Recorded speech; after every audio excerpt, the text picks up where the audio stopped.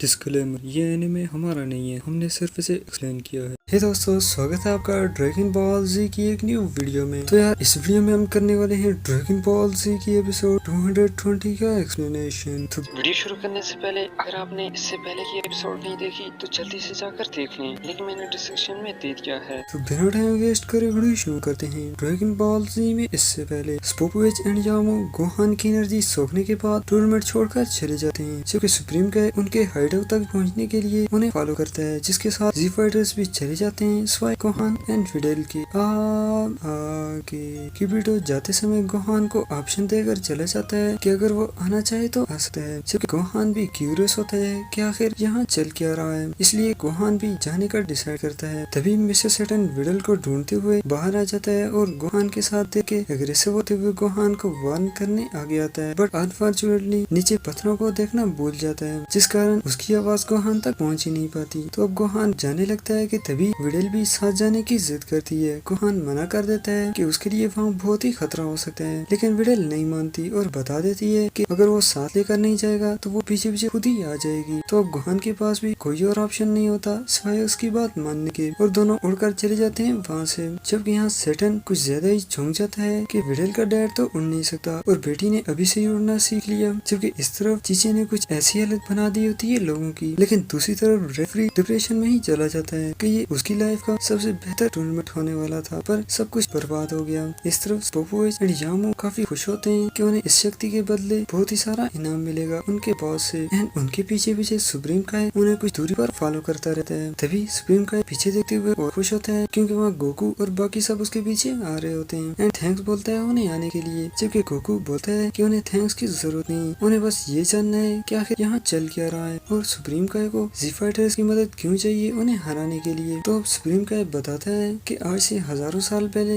एक ताकतवर इविल जादूगर बीबीडी यूनिवर्स के किसी दूसरे ग्रह से धरती पर आया था, उसके अपने ही बनाए हुए मॉन्स्टर के साथ, जिसका नाम था माजिन बू। उस मॉन्स्टर को सिर्फ एक ही मकसद के लिए बनाया गया था कि पूरे यूनिवर्स की हर एक जिंदा चीज को मिटा देना, और बीबीडी ने उसे कंट्रोल करते हुए कई सारी गैलेक्सीज को मिटा दिया था, क्योंकि पूरे यूनिवर्स में कोई भी ऐसा नहीं था जो उसकी ताकत का सामना कर पाए। सुप्रीम का ये सब बोल ही रहा होता है कि तभी वेजिटा स्माइल करते हुए अपने मन में सोचता है कि शायद उस वक्त सेंस को इसके बारे में जानकारी नहीं मिली होगी, नहीं तो वो इसे चुटकियों में ही हरा देते। लेकिन सुप्रीम का वेजिटा का माइंड पढ़ लेता है और बोलता है तुम गलत हो वेजिटा, उस वक्त 5 ग्रैंड काय हुआ करते थे और हर एक ग्रैंड काय फ्रीजा से 1000 गुना ज्यादा ताकतवर था। उन्होंने भी जब माजिन बू का सामना किया तो उनमें से एक ही जिंदा बच पाया, और जहाँ तक सेंस का सवाल है उस वक्त सेंस का वजूद ही नहीं था, अगर होते भी तो माजिन बू एक ही सांस से पूरी सेंस जाति को नष्ट कर सकता था। जबकि वेजिटा ये सुनते ही गुस्सा हो जाता है कि आखिर उसे पहले किसी ने बताया क्यों नहीं कि सुप्रीम का दिमाग भी पढ़ सकते हैं, जबकि सुप्रीम का ये भी पढ़ लेता है और वेजिटा से सॉरी बोलता है कि उसे पहले से पता होना चाहिए था कि सुप्रीम का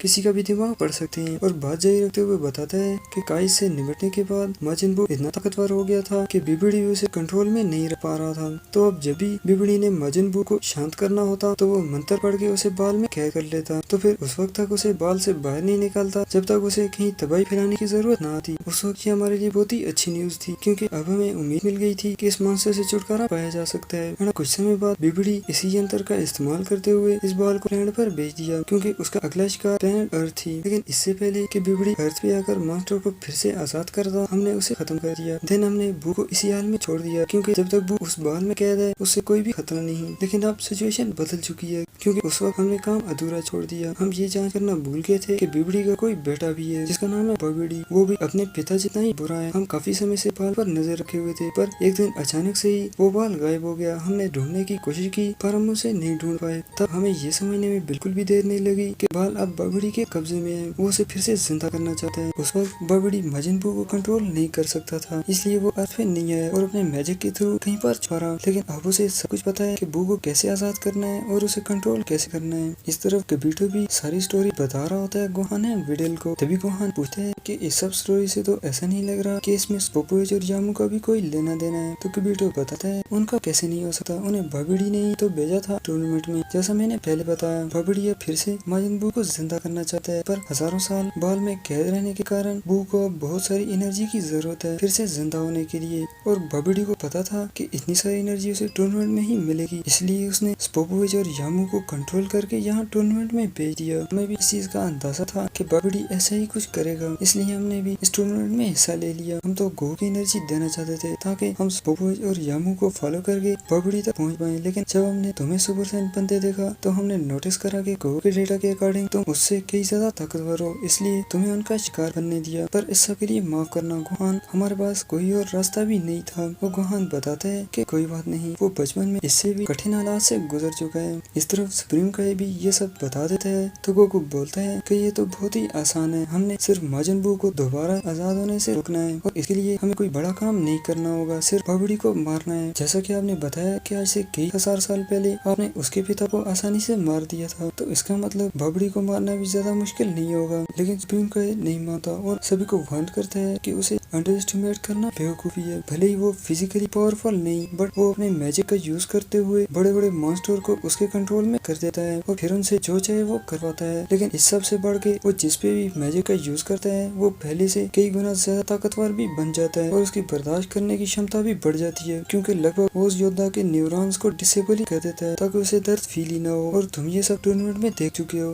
पोपोज और यामू जैसे आम इंसान भी इतने ताकतवर बन सकते हैं, तो सोचो अगर वो किसी ताकतवर योद्धा पर मैजिक करेगा तो उसकी ताकत कितनी बढ़ जाएगी। लेकिन अभी गोकू बताता है कि उसे टेंशन लेने की जरूरत नहीं, वो सब कुछ संभाल लेंगे और पूछता है कि उन्होंने बिबड़ी को खत्म करने के बाद बू को यहाँ बेहोशी की हालत में क्यों छोड़ा, उन्हें बू को भी खत्म कर देना चाहिए था ना। तो सुप्रीम का बताता है कि इतना आसान नहीं जितना कि लग रहा है, हमें डर था कि अगर हमारी ताकत उसे खत्म ना कर पाई तो बू बाल से आजाद हो जाएगा और बू के आजाद होने का मतलब पूरे ब्रह्मांड का खात्मा। अब भी हमें यही करना है, हमें बू को आजाद होने से बचाना है, इसलिए तो मुझे तुम सबकी जरूरत है। तो दोस्तों सुप्रीम का जी फाइटर्स को माजन बू के बारे में सिर्फ इतनी जानकारी देता है। अगर आप लोगों के मन में अब भी स्टोरी, मेरा मतलब माजन बू, बिबड़ी और बबड़ी की स्टोरी को लेकर कोई कंफ्यूजन है तो आप कमेंट बॉक्स में पूछ सकते हैं, जिसे मैं नेक्स्ट वीडियो में कवर करने की कोशिश करूंगा। तो आते हैं वीडियो की तरफ। स्टेडियम में सभी लोग रेफरी को टूर्नामेंट शुरू करने का बोलते रहते हैं, पर रेफरी बताता है कि वो कैसे शुरू कर सकते हैं जब उनके पास कोई योद्धा ही नहीं बचे, और कुछ टाइम वेट करने को बोलता है कि तब तक वो बचे हुए योद्धाओं के लिए कोई स्ट्रेटेजी बना देंगे। लेकिन लोग तब भी ब्लेम करते रहते हैं रेफरी को, जबकि यहाँ ये लोग अभी शॉक्ड होते हैं कि आखिर यहाँ हो क्या रहा है, क्योंकि विडल और गोहान का तो कचूमर बन गया था, लेकिन वो पलक झपकते ही फिर से पहले जैसे हो गए और कुछ बताए बिना ही टूर्नामेंट छोड़कर उठते हुए यहाँ से चले गए, जैसे उन्हें टूर्नामेंट की कोई फिक्र ही ना हो। इस तरह विडल उठते उठते काफी ज्यादा थक गई होती है और गोहान के पूछने पर बताती है कि वो हवा के कारण आंखें भी खुली नहीं रख पा रही। तो गोहान समझाता है कि उसे धीरे धीरे इस सब की आदत पड़ जाएगी और फिर से उसे वापस जाने को बोलता है कि माजन बू की स्टोरी को सुनकर लगता है कि ये आज तक का हमारा सबसे ताकतवर ओपोनेंट होगा, इसलिए विडल को वहाँ खतरा हो सकता है। तो ये सुनकर विडल कहती है अगर ऐसा ही है तो मैं चाहती हूँ कि तुम अपना पहले से भी ज्यादा ख्याल रखो, क्योंकि अब से तुम्हारी माँ और भाई ही नहीं जिन्हें तुम्हारी जरूरत है, तुम मेरे लिए बहुत ही स्पेशल हो। गोहान ये सब सुनता रहता है और कुछ भी नहीं बोलता। देन विडल बात जारी रखते हुए बोलती है मैंने साथ आने के लिए जो बदतमीजी की थी उसके लिए मुझे माफ करना, मैं सच में तुम्हारी मदद करना चाहती थी गोहान, पर शायद ये सब मेरे बस की बाहर है और तुम भी ये अच्छे से जानते हो, पर फिर भी तुमने कभी मुझे ये एहसास तक नहीं होने दिया कि मैं तुमसे कितनी ज्यादा कमजोर हूँ, इवन कि मेरे डैड भी। क्यों मैं सच कह रही हूँ ना। गोहान अब भी कुछ नहीं बोलता और विडल की बातें सुनता रहता है। देन विडल कहती है कि अब उसे एक बहुत ही जरूरी चीज क्लियर करनी है और बताती है मेरे ख्याल से अब तुम्हें सब कुछ सच सच बता देना चाहिए, क्योंकि तुम भी जानते हो कि अब हम सिर्फ दोस्त नहीं है और मैं चाहती हूँ कि जिसके साथ मुझे लाइफ स्पेंड करनी है उसके बारे में सब कुछ पता हो। तो फ्रेंड्स आई होप कि आप समझ गए होंगे कि विडल क्या पूछने वाली है। फिर भी जिसे एग्जैक्टली पता है कि विडल क्या पूछने वाली है कमेंट बॉक्स में जरूर बताना, क्योंकि आज की एपिसोड भी यहीं पर खत्म होती है।